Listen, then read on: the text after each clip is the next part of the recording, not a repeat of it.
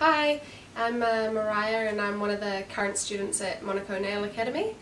I'm actually a fully trained, fully qualified and working full-time early childhood teacher at the moment, so nails was a completely different direction for me, but it was something that started off as a big interest and kind of grew from there. And because I'm really big on the if you're going to do something, do it properly mentality, I just had to get into that study and really hone my craft. I think my reasons for going into training was a little bit of a two-edged sword. On one hand, I really wanted to increase my knowledge, skill and kind of be the best at something that I'd already started doing as far as nail art went. One of the biggest motivators for me was I started a little bit with gel polish and the YouTube cowboy type mentality where you jump on a video and you can learn anything from YouTube these days. So I started with the gel polish, but what those videos don't tell you is what's happening behind the scenes, or when you hit a little bump in the road and yeah, okay, it's good to learn from those. Why is that happening? And so that was why I needed to, for me, go and get the formal training and really become the master of something I love doing.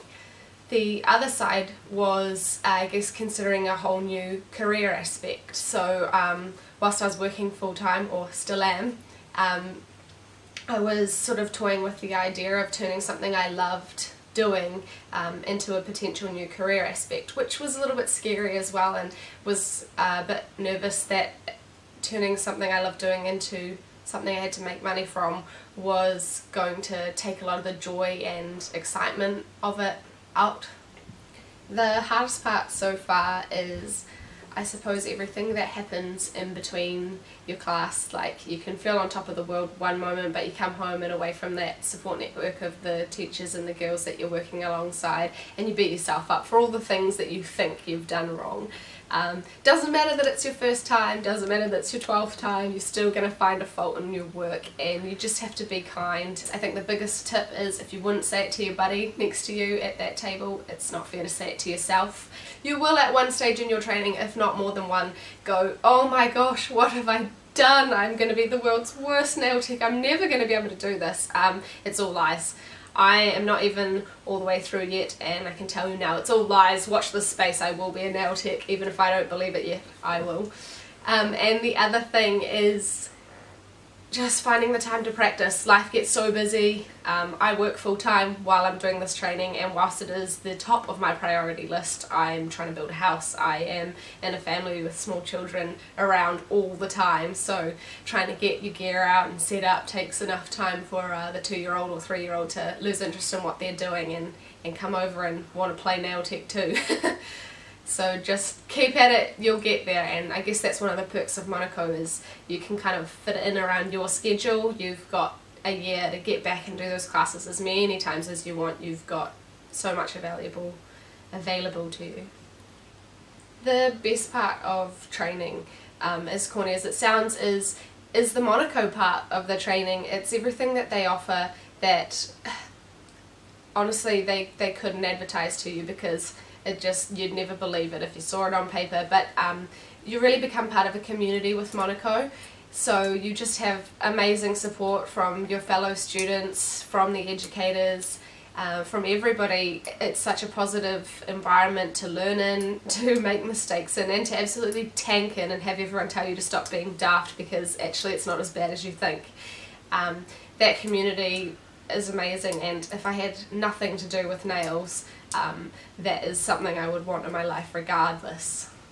In terms of my confidence before I started training, I would say I was pretty confident in things like gel polish. I was confident about what I knew and not confident about what I didn't know, but I guess the catch there is sometimes you don't know what you don't know, and so that was sort of a big reasoning behind the training for me. I want to say things like gel polish I was quite confident on in terms of providing the service for people, and that confidence has grown exponentially since actually starting, module 1. That confidence grew because I was reaffirmed, the good things that I were doing, and then just corrected on some of the things that I didn't know yet.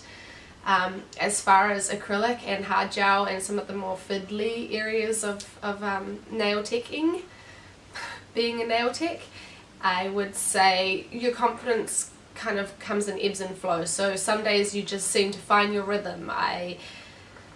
complete a set in 2 hours and have no idea how I did that. And then other days are a little bit trickier, and it's just a little bit tricky to find your rhythm to get into the groove of it. And I think that it's going to be a little bit of a constant up and down until you sort of steady out a little bit. My advice to anybody who wants to be a nail tech or look into some training is just do it. Do your research, absolutely, find out what's going to be a good fit for you, but you're going to doubt yourself halfway through the process anyway, and you may as well just jump in, boots and all.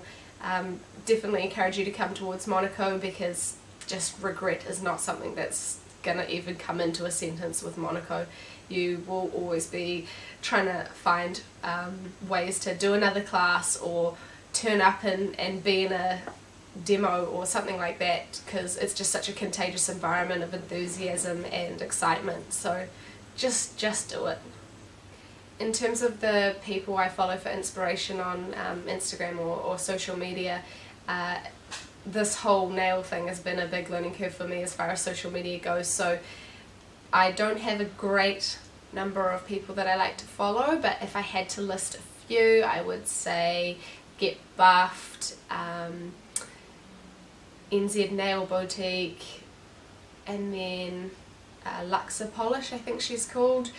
Just people whose work has really stood out for different reasons. Maybe it's exciting, maybe it just looks so flawless in the photographs.